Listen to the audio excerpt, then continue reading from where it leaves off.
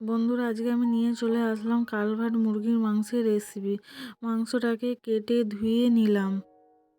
তারপরে একটা থালার মধ্যে মাংসটাকে নিয়ে তাতে নুন, আন্দাজ মতো নুন, তারপরে পরিমাণ মতো তেল,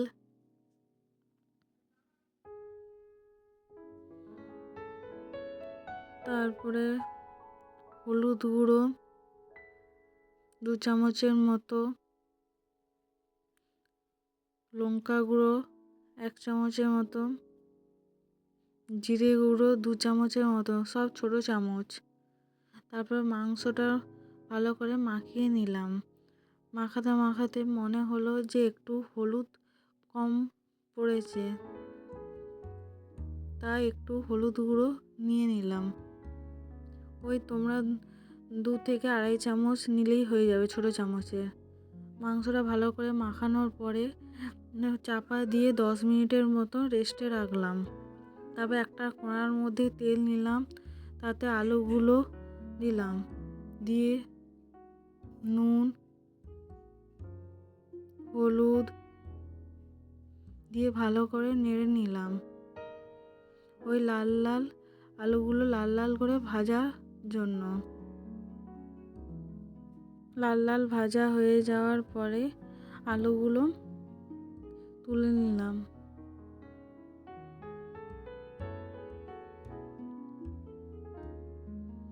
এখানে 4টের মতো পেঁয়াজ কাটলাম, দিয়ে টমেটো, কাঁচা লঙ্কা, ধনেপাতা কুচি, তারপরে আদা রসুন লঙ্কা বেটে রাখলাম, দিয়ে একটা কড়ার মধ্যে তেল দিলাম। তারপর তেজপাতা, শুকনো লঙ্কা, একটু গোটা জিরে দিলাম, দিয়ে একটু নাড়লাম, দিয়ে পেঁয়াজগুলো তুলে দিলাম।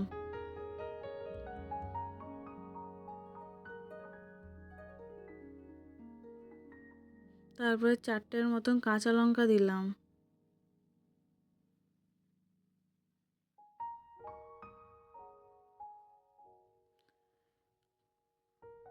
কাঁচা লঙ্কাগুলো একটু খুন্তির সাহায্যে একটু কেটে দিলাম, তাহলে একটু ঝাল ঝাল হবে।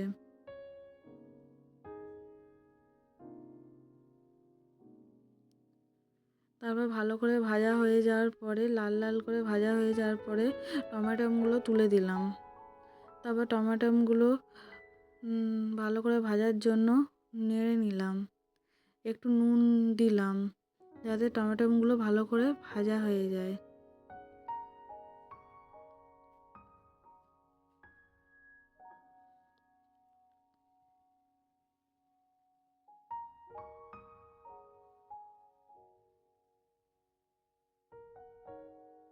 তারপরে রসুন বাটা দিলাম। রসুন বাটা দেওয়ার পরে আবার একটু নাড়লাম।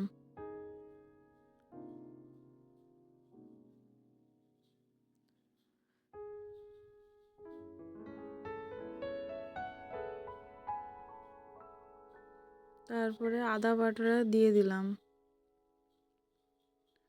তারপরে আবার নাড়লাম। আদা বাটাটা আর রসুন বাটাটা ভালো করে নাড়লাম যতক্ষণ না কাঁচা গন্ধটা যায়। তারপর লঙ্কা বাটাটা দিয়ে দিলাম।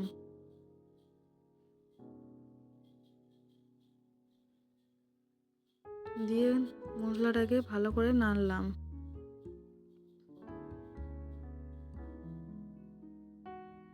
তারপর এতে হলুদ গুঁড়ো 2 চামচের মতন, তারপরে একটু সামান্য লঙ্কা গুঁড়ো, তারপরে জিরে গুঁড়ো একটুখানি সামান্য, ধনে গুঁড়ো দিলাম ওই 1 চামচের মতন, ভর্তিও না, সব ছোট চামচ। তারপর মশলাটাকে ভালো করে কষিয়ে নিলাম একটু জল দিয়ে।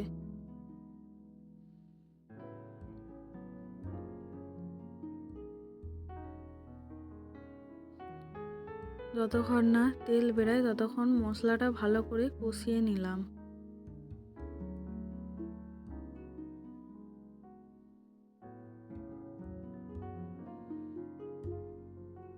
মশলাটা থেকে তেল বেরিয়ে এলো, আসার পরে মাংসটা ঢেলে দিলাম।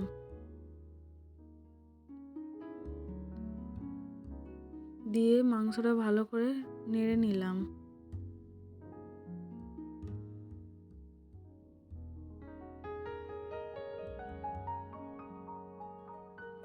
বন্ধুরা, এই মাংসটা খুব সুন্দর খেতে, পুরো খাসি মাংসের মতন খেতে। মাংসটা চাপা দিয়ে দিয়ে নাড়লাম। মাংসটা চাপা দিয়ে দিয়ে কষাতে হবে।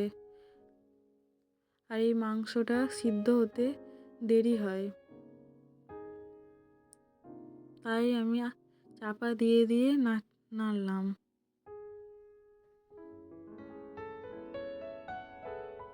এরকম করে প্রায় 30 মিনিটের মতন মাংসটা কষিয়ে নিলাম চাপা দিয়ে দিয়ে। আবার চাপা দিয়ে দিলাম। এরকম করে চাপা দিয়ে দিয়ে ভালো করে কষিয়ে নিলাম। তারপর আলুগুলো তুলে দিলাম, যে ভেজে রাখা আলুগুলো সেগুলো তুলে দিলাম, দিয়ে আবার নাড়লাম।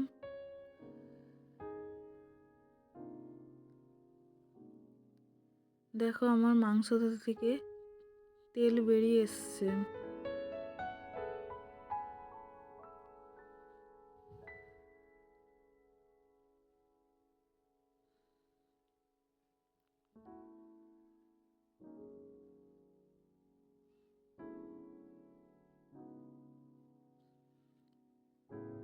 এই মাংস রান্না তোমাদের যদি ভালো লেগে থাকে তাহলে please like, comment, share, subscribe করে দিও। দেখো, মাংসটা থেকে তেল বেরিয়ে আসার পরে জল ঢেলে দিলাম। দেওয়ার পরে মাংসটা আবার চাপা দিয়ে সিদ্ধ হতে দিলাম। এরকম করে আবার 10 থেকে 15 মিনিট সিদ্ধ হওয়ার পরে ঢাকনা খুলে তারপরে ধনেপাতা দিয়ে দিলাম। তারপরে নেড়ে চেড়ে মাংসটা সিদ্ধ হয়ে যাওয়ার পরে মাংসটা হয়ে গেছে, এবারে নামিয়ে নিলাম। দেখো, আমাদের মাংস রান্না রেডি।